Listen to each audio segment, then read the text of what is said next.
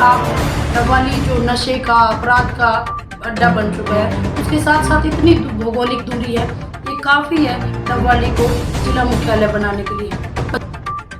एक सवाल मैं मुख्यमंत्री महोदय से ये पूछना चाहती हूँ, बच्चों की मौत हो रही है, जो जच्चा और बच्चा, एक जच्चा और बच्चा मौत होने पे हमने 42 दिनों तक वो आंदोलन लड़ा था। उसके बावजूद जो डबवाली है, जो चौटाला है, यहाँ के हॉस्पिटल मात्र रेफर का अड्डा बन के रह गए हैं।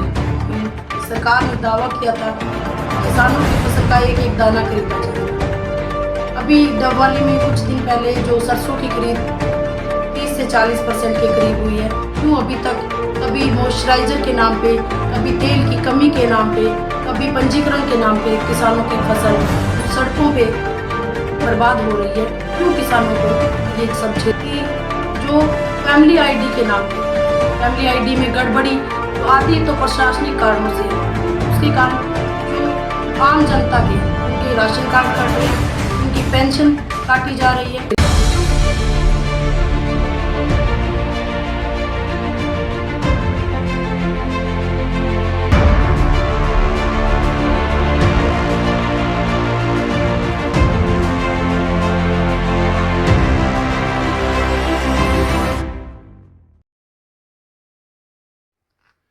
पूनम गोदारा तेजा खेड़ा की तरफ से आप सभी को नमस्कार। सूचना है कि माननीय मुख्यमंत्री महोदय श्री मनोहर लाल जी खट्टर 14 मई को डबवाली में जनसंवाद कार्यक्रम के लिए आ रहे हैं। माननीय मुख्यमंत्री महोदय का डबवाली में स्वागत है, लेकिन इसके साथ ही मैं मुख्यमंत्री महोदय से कुछ सवाल करना चाहूँगी। सबसे पहले तो किसान की बेटी होने के नाते कि सरकार ने दावा किया था कि किसानों की फसल का एक एक दाना खरीदा जाएगा। अभी डबवाली में कुछ दिन पहले जो सरसों की खरीद 30 से 40% के करीब हुई है, बाकी फसल अभी भी पड़ी है। इसके कारण किसानों को राष्ट्रीय राजमार्ग तक जाम करना पड़ा, उसके बावजूद भी समस्या का कोई हल नहीं निकला। अभी भी किसानों की फसल पड़ी है। और जो मैं सवाल करती हूँ मुख्यमंत्री महोदय से, जो मंडी में जो किसानों की फसल पड़ी है, क्या वो आसमान से टपकी है? क्या वो खेत से नहीं उपजी है? तो क्यों नहीं खरीदी गई है वो फसल? क्यों अभी तक कभी मॉइस्चराइजर के नाम पे, कभी तेल की कमी के नाम पे, कभी पंजीकरण के नाम पे किसानों की फसल यूँ सड़कों पे बर्बाद हो रही है? क्यों किसानों को ये सब झेलना पड़ रहा है? उसके बाद में एक सवाल मुख्यमंत्री महोदय से करती हूँ कि जब बात आती है कीटनाशक दवाइयों की, महंगी दवाइयाँ जब जिनसे कंपनियों को फ़ायदा होता है, वो हाथों हाथ किसानों को मिल जाती है, लेकिन जब आती है बात खाद की तो कभी किल्लत खाद की, कभी यूरिया की, कभी डीएपी की किल्लत आती है कि किसानों को सिफारिश तक लगवानी पड़ती है कुछ बोरे खाद के लिए। मैं मुख्यमंत्री साहब से सवाल करती हूँ कि जब आपके पास पूरा डाटा है, पूरा तंत्र है, पटवारी है, पूरी पैमाइश है, पूरी पंजीकरण है, तो आप समय से किसानों को खाद की उपलब्धता क्यों नहीं करवाते? एक सवाल मैं मुख्यमंत्री महोदय से ये पूछना चाहती हूँ कि अभी पानी का बुआई का सीजन है, अभी नरमे की बुआई चल रही है, अगले महीने धान की बुआई शुरू हो जाएगी।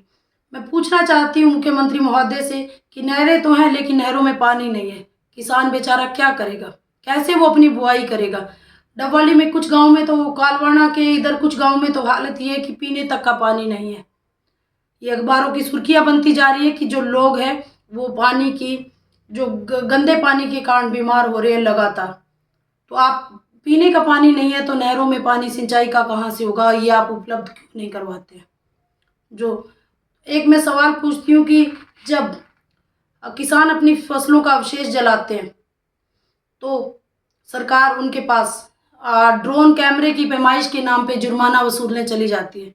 एक तो आप किसान को कोई तकनीक उपलब्ध नहीं कराते अवशेष का निपटारा करने की, ना ही आप उनको कोई सब्सिडी देते हो, ना ही आप कोई राहत देते हो, लेकिन आप जुर्माना वसूलने पहुंच जाते हो। मैं पूछती हूँ सरकार से कि जब किसी बेमौसमी बरसात के कारण या अन्य प्राकृतिक आपदा के कारण जब फसल खराब होती है, तब आप मुआवजा वो उन्हीं ड्रोन कैमरों के माध्यम से मुआवजा जारी करने क्यों नहीं पहुंचते?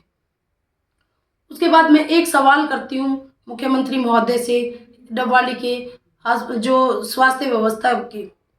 डबवाली में इतनी स्वास्थ्य व्यवस्था चरमराई हुई है कि चौटाला गांव में लगातार बच्चों की मौत हो रही थी। जो जच्चा और बच्चा, एक जच्चा और बच्चा मौत होने पे हमने 42 दिनों तक वो आंदोलन लड़ा था।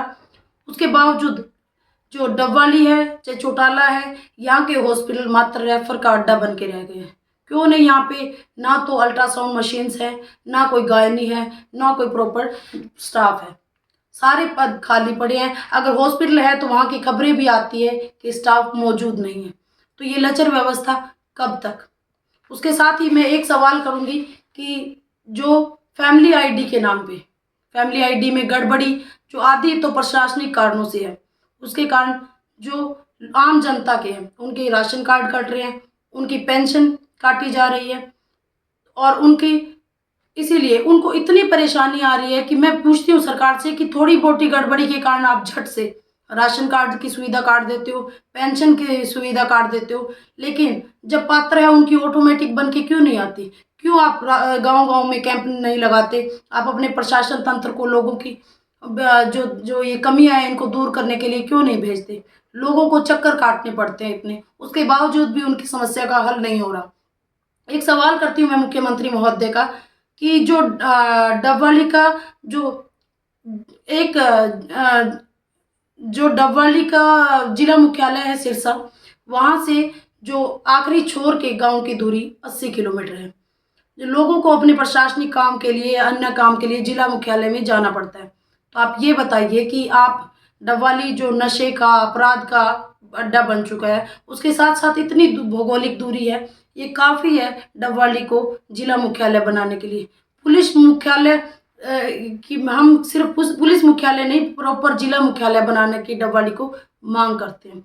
उसके साथ मैं एक सवाल पूछती हूँ मुख्यमंत्री महोदय से, महिला होने के कारण जो हमारे देश के खिलाड़ी, हरियाणा की खिलाड़ी जंतर मंतर पे आज बैठी हैं, जब ये पूरे भारत में सबसे ज़्यादा मेडल हरियाणा के खिलाड़ी लेके आते हैं, उसमें भी हरियाणा की महिलाएं सबसे आगे हैं। तो जब ये खिलाड़ी मेडल लेके आते हैं तो नेताओं में होड़ लगी रहती है इनको सम्मानित करने की, लेकिन आज जब ये खिलाड़ी आप किसी दुर्व्यवहार की जब वो शिकायत करते हैं तो उन पे कार्रवाई नहीं होती, इन्हें सड़कों पे संघर्ष करना पड़ रहा है, उसके बावजूद भी एक्शन नहीं लिया जा रहा। मैं मुख्यमंत्री महोदय से सवाल करती हूँ कि ऐसा क्यों हो रहा है? क्यों हमारी महिलाओं का गौरव को चोट पहुँच रही है? क्या वो हमारा सम्मान की हकदार नहीं है? मैं सवाल करती हूँ मुख्यमंत्री महोदय से।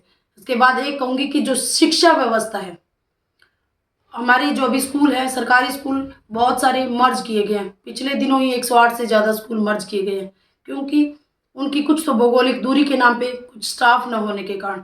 आप ये बताइए कि आप जो शिक्षक है उनकी भर्ती नहीं कर रहे हैं और स्कूलों को मर्ज कर रहे हैं, तो जब बच्चे जब पढ़ेगा ही नहीं भारत तो आगे कैसे बढ़ेगा भारत? तो आप ये बताइए कि शिक्षा की, स्वास्थ्य की ये लचर व्यवस्था है। उसके साथ मैं कहूँगी कि जो महिला का रिप्रेजेंटेशन है, अभी आपने पंचायतों में 50% आरक्षण लागू कर रखा है, बहुत अच्छी बात है, लेकिन जब आती है बात विधानसभा की तो ये मात्र 10% से ज़्यादा क्यों नहीं बढ़ पाता है? आप महिला को क्या नेतृत्व, आप क्षमता की उनकी प्रश्न चिन्ह लगाते हो? क्या महिला काबिल नहीं है नेतृत्व करने के? मैं सवाल करती हूँ मुख्यमंत्री महोदय से कि ये आप इस बिल को क्यों नहीं लेके आते कि 33% आरक्षण महिलाओं को देना चाहिए? आप महिलाओं को सिर्फ भीड़ का क्या हिस्सा बनाना चाहते हो? तो मैं चाहूँगी कि आप हरियाणा में एक बेहतर शुरुआत करें और महिलाओं को 33% आरक्षण देने के लिए विधानसभा में उसको एक बिल लेके आएँ। इसके साथ मैं एक बात मुख्यमंत्री महोदय से कहूँगी कि मुख्यमंत्री महोदय को कि आज का वक्त काम की राजनीति का वक्त है, खोखले वादों का नहीं। आज की जनता काम चाहती है, ना कि उनको बात बात पे धरने और प्रदर्शन करने पड़े। तो मैं मुख्यमंत्री महोदय से रिक्वेस्ट करती हूँ कि आप आइए और यहाँ की जो असुविधाएं हैं उन पे करवाइए, और ये जन संवाद आपका कार्यक्रम है, आप ये जन संवाद एक तरफा नहीं, दो तरफा होना चाहिए। आप बात कीजिए, लोगों की समस्याओं का हल कीजिए। धन्यवाद। मैं मुख्यमंत्री महोदय से एक अन्य और महत्वपूर्ण सवाल करती हूँ नशे की समस्या पे।